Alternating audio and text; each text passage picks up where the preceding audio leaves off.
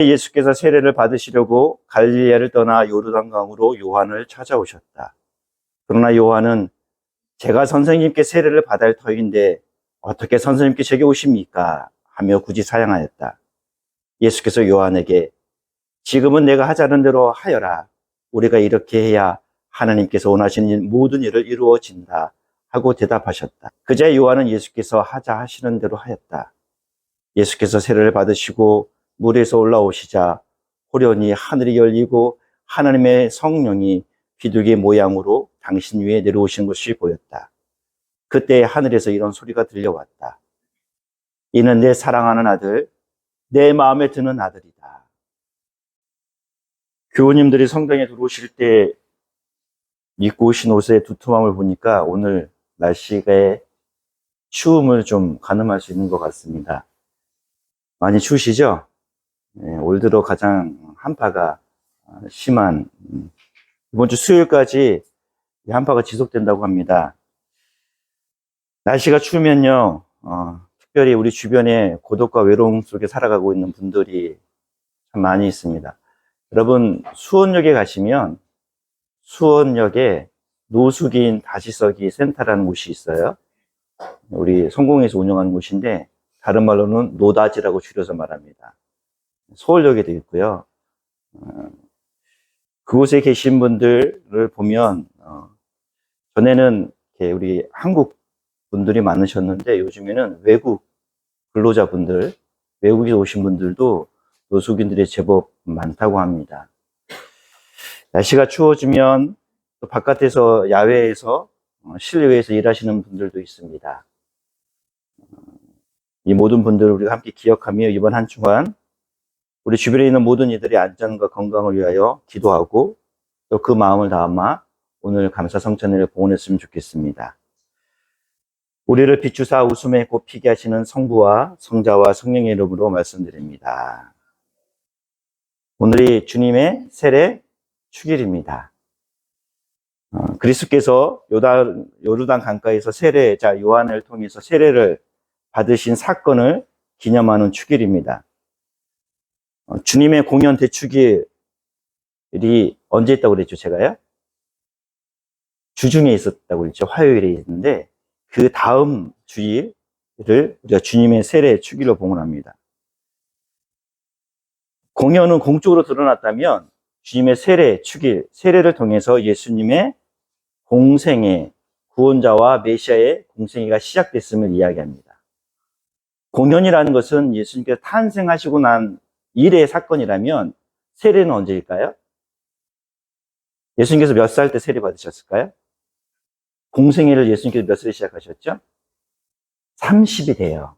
네, 30이에요.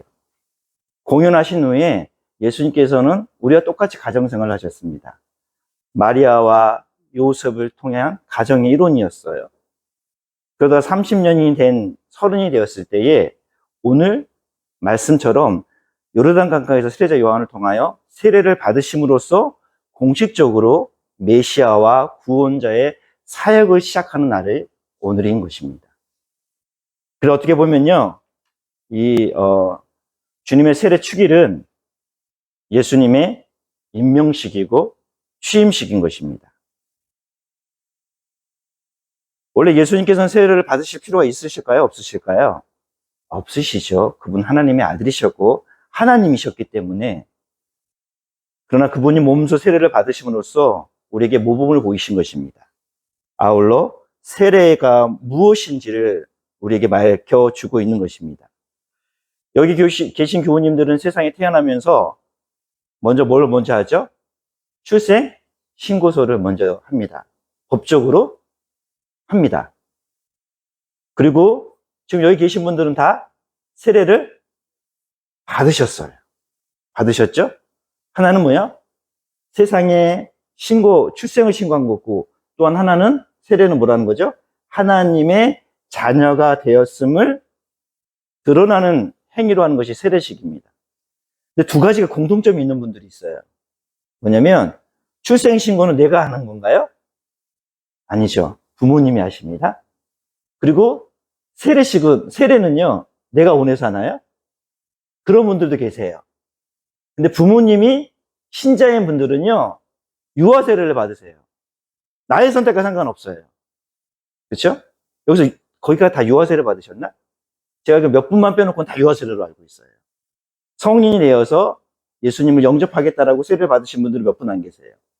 특별히 우리 성공회처럼 전례적 교회, 전통적인 교회들은요, 대부분이 다 유아 세례를 받으십니다. 법적인 출생신고나 세례나 공통점이 있죠. 내가 스스로 자원해서 하지 않았다는 것입니다. 그럼에도 불구하고 누군가에 의해서 신고가 되었지만, 누군가에서 출생신고가 되었지만, 그것은 지금도 유효한 것입니다. 출생신고를 내가 하지 않았지만, 그 출생신고를 통해서 나는 대한민국 국민으로서 법적인 권리와 의무, 보호를 받고 있듯이, 나의 의지와 상관없이 내가 세례를 받았다 할지라도 그 세례를 통해서 우리는 하나님의 백성의 자녀가 된 것을 의미하는 것입니다. 그래서 성당 안에 여러분이 들어오실 때 제일 먼저 하는 게 뭐가 있죠, 여러분들? 성수대에 송수를 찍어서, 우리 교회에는 그 옆에 있어요? 다른 교회 성당에는요, 주여 이 송수를 내가 머리에 찍음으로써 나의 세례를 기억하게 하소서라는 문구가 있습니다. 성당에 초입의 문에 성수대가 있는 것을 그런 의미예요. 우리가 하나님의 나라, 이 성당을 다른 말로는 하나님의 나라의 공동체라고 하잖아요. 그 공동체의 이론이 세례를 통해서 되었다. 우리는 성당에 들어오면 그때마다 성수를 이마에 찍으며 내가 하나님의 백성인 것을 다시 한번 확인하는 예식을 행위를 하는 것입니다. 오늘 주님의 세례 주기를 맞아 기억나신 분들도 계실 거예요. 여러분 세례 받은 거 기억나셔요? 네. 모태신앙인 분은 기억이 안 나실 거예요. 그렇죠? 근데 저는 모태신앙은 아니었었어요. 그래서 제가 중학교 2학년 때 세례를 받았기 때문에 저는 세례식을 지금 또 기억을 합니다. 기억을 하고 있든 기억을 하지 않고 있든 아까 말씀드렸던 것처럼 나의 선택과 상관없을지라도 우리가 이미 세례를 받았기 때문에 오늘 주님의 세례 주기를 맞아 세례의 참된 의미가 무엇인지 함께 말씀을 나누고자 하는 것입니다. 세례는 첫 번째로요, 주권이양입니다. 주권이양 여러분 아시죠? 주인의 권리를 이양한다는 겁니다. 우리는 인생이라는 자동차를 운전하고 있습니다. 제가 어제 저희 서진이가 이제 담양이 학교에서 방학을 해서 기숙사를 짐을 빼야 돼서 또 졸업식도 해서 다녀왔는데요. 장거리를 운전할 때 보면 피곤할 때가 있잖아요. 그렇죠, 여러분? 또 졸릴 때도 있고 그래요. 그때 또 내가 길을 들다가 처음 가는 길이면 당황스럽기도 하죠. 그때 옆에 조수석에 누군가가 앉아 있어요. 그렇다면 여러분 그 사람에게 어떻게 하죠? 내가 지쳐 있으면 내 대신 운전 좀 해줄래? 라고 이야기합니다. 안 그러시나요? 그러시죠. 그쵸? 피곤하고 장거리를 할 때는요, 내가 너무 피곤하면 옆에 있는 사람에게 운전 좀 해달라고 요청해요. 그런데 운전을 요청하는데 그 운전석에 누가 앉는 거예요? 내가 앉아 있는 게 아니잖아요. 그렇죠? 내가 부탁한 조수석에 앉아 있는 사람이 운전을 합니다. 그런데 자꾸만 그 사람에게 야, 브레이크 잡아야 돼. 이쪽으로 가야 돼. 악셀에다 밟아야 돼. 이런 분들이 간혹 있어요. 저도 이렇게 성직자 모임이나 이렇게 뭐 수련회 가고 그러잖아요. 지금은 제가 연차가 조금 되기 때문에 괜찮은데 제가 이제 운전 안 하거든요. 근데 제가 운전할 때만 보더라도 요즘도 그런 분도 있어요. 후배 신부님 운전하면 옆에서 조수석에 앉아있는 신부님이 이쪽으로 가야 된다고, 저쪽으로 가야 된다고, 뭐 이래요. 그렇잖아요? 그럼 짜증이 날까요, 안 날까요? 화가 나죠. 말은 표현 안 하죠. 여러분, 주권이라는 그런 겁니다. 운전석을 내가 앉았던 운전석에 누구를 앉히는 거죠? 하나님을 앉히는 겁니다. 이게 세례예요. 이게 주권이양입니다. 주권이양은 그렇기 때문에 차를 세우고 운전석에 내려서 조수석으로 옮겨 앉는 거예요. 근데 우리는 어쩌면요, 세례는 받았지만 우리는 자꾸 내가 운전석에 앉아가지고서 뭐 힘들면 조수석한테 얘기하는 거예요. 조수석에 누가 앉아 있는 거예요? 예수님이 앉아 있으니까 그때만 도움이 필요할 때만 옆에다 부탁하는 거예요. 이건 주권 이양이 아닙니다. 이건 세례가 아니에요. 세례라는 것은 내 인생의 운전길에, 운전석에 누구를 앉히는 거예요? 예수 그리스도를 앉히는 것입니다. 그래서 그분을 전적으로 신뢰하고 그분의 결정에 따라서 나의 인생을 살아가는 것이, 이것이 세례입니다. 오늘 예수님께서 세례자 요한에게 이렇게 말씀하세요. 지금 내가 하자는 대로 하여라. 우리가 이렇게 해야 하나님께서 원하시는 모든 일을 이루어진다라고 얘기합니다. 지금 내가 하자는 대로 하여라. 사랑하는 교회 여러분, 말씀드렸던 것처럼 우리는 인생길에 운전대를 잡고 있는지 모릅니다. 우리가 정말로 세례를 받았다면 그 운전석에 예수님을 앉히십시오. 그리고 그분께서 가자는 대로 가십시오. 우리가 운전석에 앉았다가 잠시 힘들고 잠깐 어려움이 있으면 조수석에 앉아있는 예수님한테 도와달라고 하지 마시고, 이제는 진정한 세례는 그분이 나의 주인이시기 때문에, 주님 어떻게 할까요? 어디로 갈까요? 여기서 좀 더 봐볼까요? 아니 좀 천천히 갈까요? 이렇게 주님께 묻는 우리가 되게 주님 이름으로 소망합니다. 주님 너무 빨라요. 좀 천천히 가주세요. 주님 내가 천천히 가야 됩니까? 내가 빨리 이게 아니라 주님께 운전석을 맡긴 사람들은 주님께 부탁합니다. 그러게 세례는 내가 하고자 하는 것을 하는 것이 아니라 하나님께서 원하시고 이루시고자 하는 그 일을 성취하는 것입니다. 그러기 위해 나의 인생의 운전대에 주님을 앉히는 것입니다. 세례는 바로 매일 매 순간 우리의 믿음과 순종을 통해 나의 주인이 바로 하느님심을 드러내는 믿음의 행위입니다. 여러분, 하나님의 사랑은 은혜로 받는 것입니다. 우리가 할 수 있는 것 아무것도 없어요. 그렇죠? 우리가 하나님의 자녀가 된 것은요, 우리의 어떠함 때문에 우리가 자녀가 된 게 아닙니다. 육신의 부모님에게 태어난 것도 우리가 무엇을 해서 태어난 게 아니듯이 그건 은혜예요.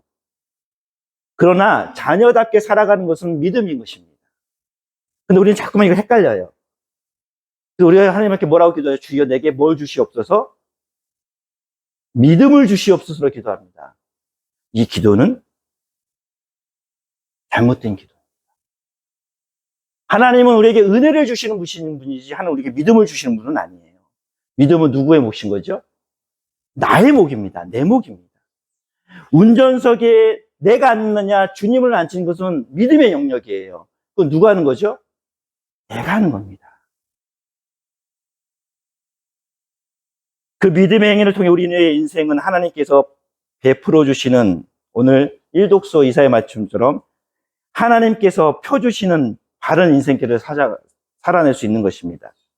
내 인생의 주인, 우리의 인생의 운전석에 누가 앉아 계십니까? 세례는 내가 아니라 주님께서 내 운전석에 앉을 수 있도록 내어드린 것입니다. 이것이 믿음입니다. 두 번째로 세례는 역성혁명입니다. 여러분 역성혁명 말 아시죠? 말 그대로 성씨가 바꾸어 하늘의 천명을 바뀐다는 뜻이에요. 단순히 왕을 바꾸는 것은 반정이에요. 그렇죠? 역성혁명은 왕조가 바뀌는 겁니다. 474년 동안 왕씨의 고려가 있었어요. 1492년에 이씨의 조선이 세워졌습니다. 왕을 바꾼 건가요? 아니죠. 성을 바꾼 겁니다. 신분이 바뀐 거예요. 성씨가 바뀐 겁니다. 그 역성통명을 통해 많이 바뀌었어요. 불교에서 뭘로 바뀌었죠? 성리학으로, 유교로 바뀌었습니다. 가문의 중심, 족보의 중심에서 신진사대부, 능력의 중심으로 출신해서 능력으로 처음에는 바뀌었죠. 나중에는 뭐 이게 다 그렇게 됐지만 그렇게 바뀌었잖아요. 체제도 바뀌었어요. 기본 질서도 바뀌었습니다. 우리는 세례를 통해서요, 세속의 백성에서요, 하나님 나라의 백성으로 바뀐 것입니다. 근데 여러분, 역성혁명이 일어났는데 나는 왕씨가 했던 대로 살 거야. 그 사람들의 통치를 받을 거야. 그럼 뭐가 되는 거죠? 역적이 되는 겁니다. 역적이 되는 거예요. 세례라는 것은, 내가 세례를 받았다는 것은 나는 누구의 통치를 받겠다는 거죠? 하나님의 통치를 받겠다는 겁니다. 하나님의 자녀가 됐으니 하나님의 통치와 하나님의 사고로 살아가겠다는 거예요. 이게 세례입니다. 이게 역성혁명인 거예요.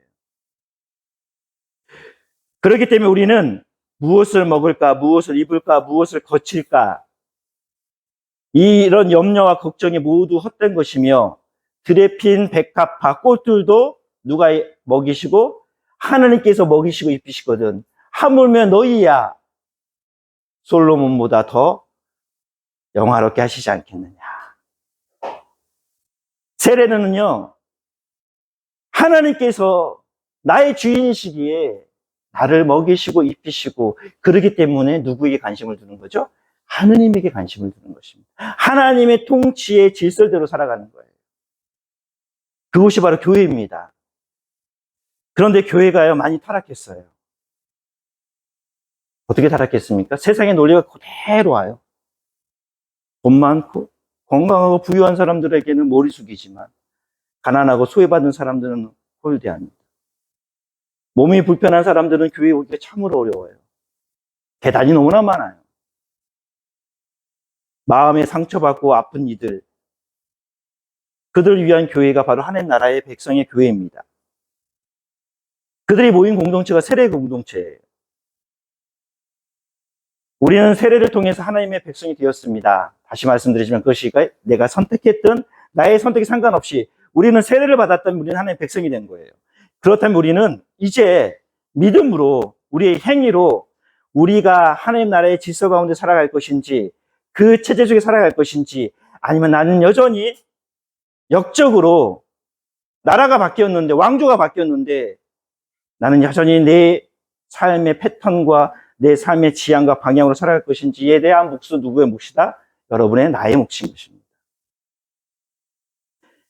그것을 받아들이지 않는다면 역적이듯이, 우리가 세례는 받았지만 하나님 나라의 통치와 하나님 나라의 질서를 우리가 그대로 살아가지 않는다면 우리는 하나님 나라의 역적이 되는 것입니다. 우리는 세례를 통해 하나님의 백성이 되었다면 하나님의 나라와 질서와 은총 속에 살아야 하는 것입니다. 자꾸만 우리는 세례를요, 영적으로만, 관념적으로만 이해합니다. 그러면 오늘 예수님의 세례 사건을 통해서 또한 그리스도교회의 모든 세례들은요, 이렇지 않았어요.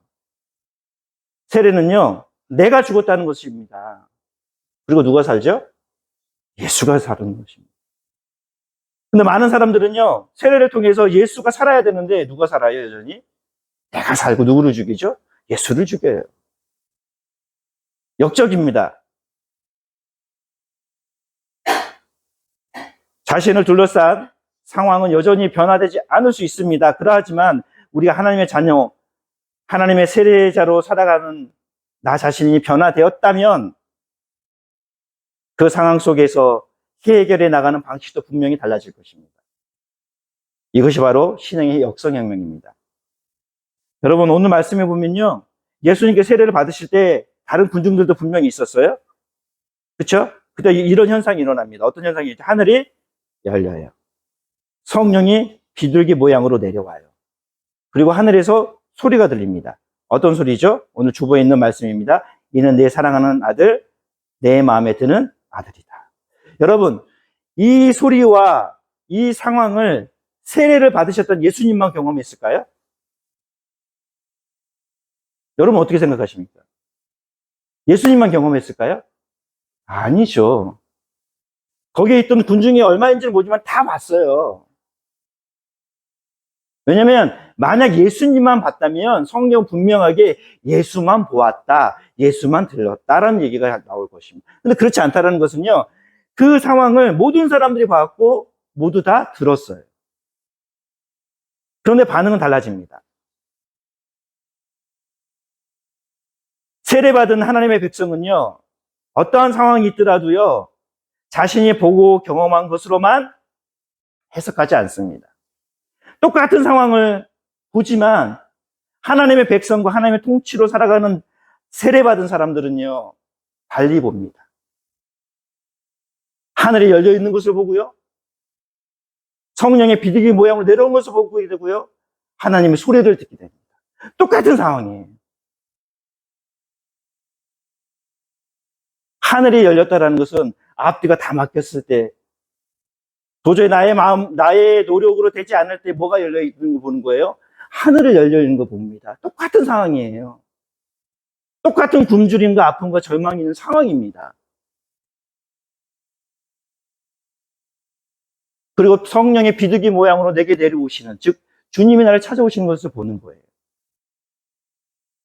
세상에서 비난받고 조롱받는 똑같은 소리를 듣지만, 그러나 세례받은 하나님의 백성들은요, 하늘에서 들려오는 소리를 듣습니다. 아니야, 너는 그렇지 않아. 너는 비록 세상 사람들에 비해, 너가 지금 비교하는 사람들에 비해 비록 부족하고 비록 약하지만, 그러한 너는 내가 사랑하는 내 아들이야, 내 마음에 드는 아들이야 소리를 듣는 것입니다. 이것이 바로 세례입니다. 세례받은 사람은요, 똑같은 상황 속에서 그 상황에 집중하지 않습니다. 누구에 집중하죠? 하느님에게 집중합니다. 세상 사람들의 소리가 분명히 들리지만 그 소리에 집중하지 않습니다. 나의 내면 속에 찾아오시는 성령의 소리에 집중하게 됩니다. 여기 계신 모든 분들은 세례를 받았습니다. 그렇다면 우리는 하나님의 백성답게 우리가 처한 모든 상황 속에서 하나님께 집중해야 합니다. 지금 일어나고 있는 일 속에 하나님께 하시는 말씀은 무엇인지, 하나님의 마음은 무엇인지, 지금 나를, 우리를 어디로 이끌고 계시는지, 그것에 집중하는 것이 바로 세례받은 사람들의 삶입니다. 주님의 가르침에 집중하는 것입니다. 그러한 삶에게 주시는 하나님의 축복, 이사야서를 통해 말씀하십니다. 그렇게 살아가는 사람들에게 대하여 하나님께서는 약속하십니다. 언약하십니다. 용기를 잃어 기가 꺾이지 않게 할 것이고 끝까지 바른 길로 이끄시는 성령의 역사와 인도하심을 따라 살 것이라는 언약입니다. 2026년 두 번째 주일을 맞이하며 우리에게 많은 상황들이 분명히 발생하고 또 발생하였을 거고 앞으로도 어떤 일들이 우리 가운데 일어날지 모릅니다. 근데 여러분 분명히 기억하십시오. 우리는 다 뭐 받았죠? 뭐 받았죠? 세례 받지 않았습니까? 내가 선택했든 선택하지 않았든 상관없이 우리는 결론적으로 뭘 받았어요? 세례 받았잖아요. 그러면 그 상황 속에서 하나님께 집중합시다. 하나님을 바라봅시다. 하나님에게 말씀드립시다.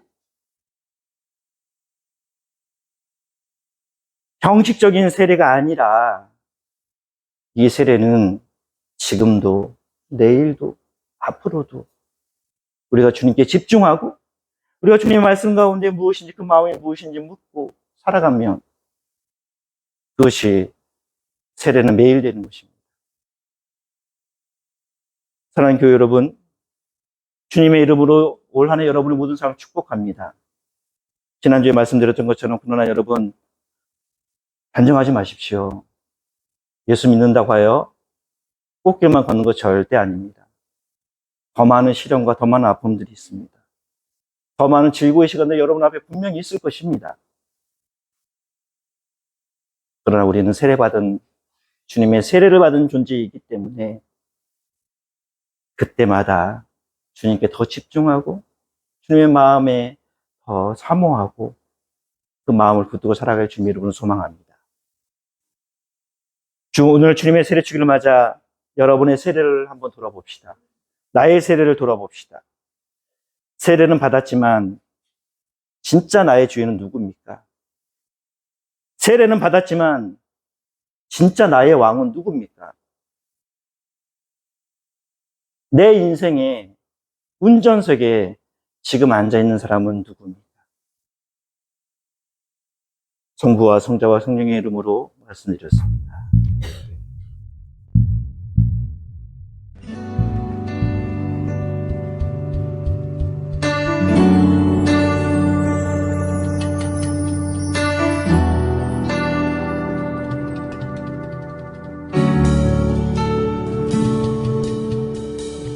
주의 사랑을, 주의 선하심을, 주의 은혜를 생각해보라. 하늘보다도 더 높으신 아버지의 사랑 크고 놀랍네. 아버지 사랑 크고 놀랍네. 주의 사랑을, 주의 선하심을, 주의 은혜를 생각해보라. 하늘보다도 더 높으신 아버지의 사랑 크고 놀랍네. 아버지 사랑 크고 놀랍네. 내 어찌 그 사랑이지리, 내 어찌 그 사랑이지리,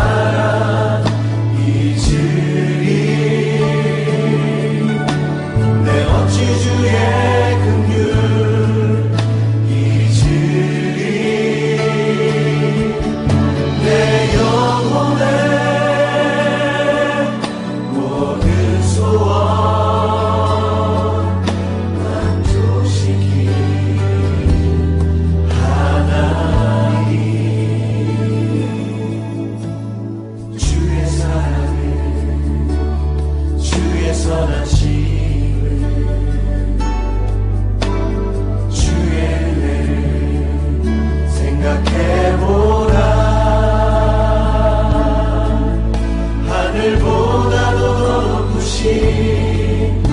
아버지의 사랑 크고 놀랍네.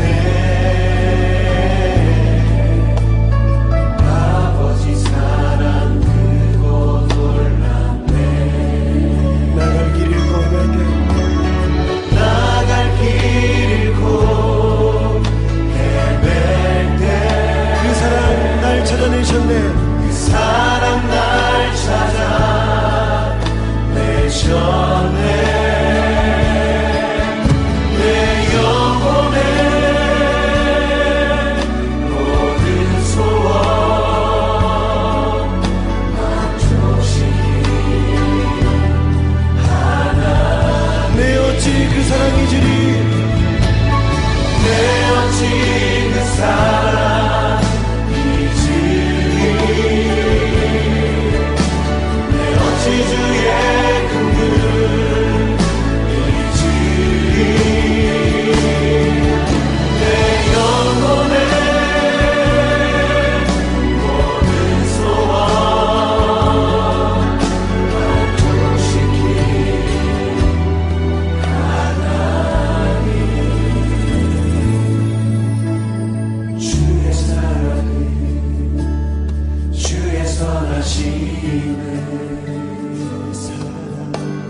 주의 사랑을, 주의 선하심을, 주의 사랑을, 주의 사랑을